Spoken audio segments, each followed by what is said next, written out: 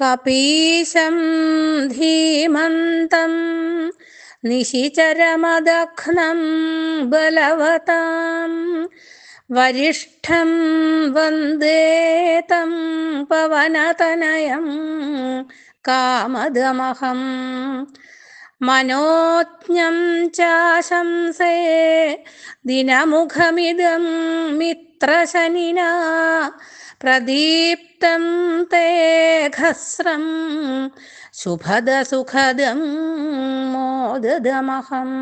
ഇതാണ് ഇന്നത്തെ ശ്ലോകം. ഇനി ഇതിന്റെ അർത്ഥവും കൂടി ഒന്ന് പറയാം.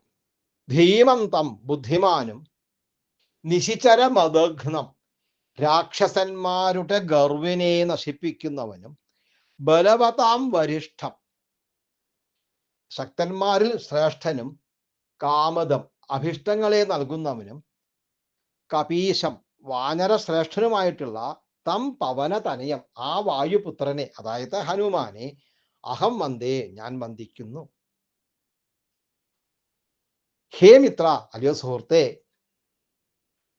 അങ്ങയ്ക്ക് അഹം ഞാൻ ഇതം മനോജ്ഞം ദിനമുഖം ഈ മനോഹരമായ പ്രഭാതത്തെയും, ശനിനാ പ്രദീപ്തം ശനിയാ നന്നായി ശോഭിക്കുന്നതും, ശുഭദ സുഖദം മംഗളങ്ങളും സുഖവും നൽകുന്നതും, മോദദം സന്തോഷം നൽകുന്നതും ആയിട്ടുള്ള ഘസ്രം ച ദിവസത്തെയും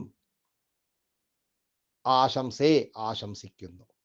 ഇതാണ് ശ്ലോകത്തിന്റെ അർത്ഥം. ഈ ശ്ലോകം എഴുതിയിരിക്കുന്നത്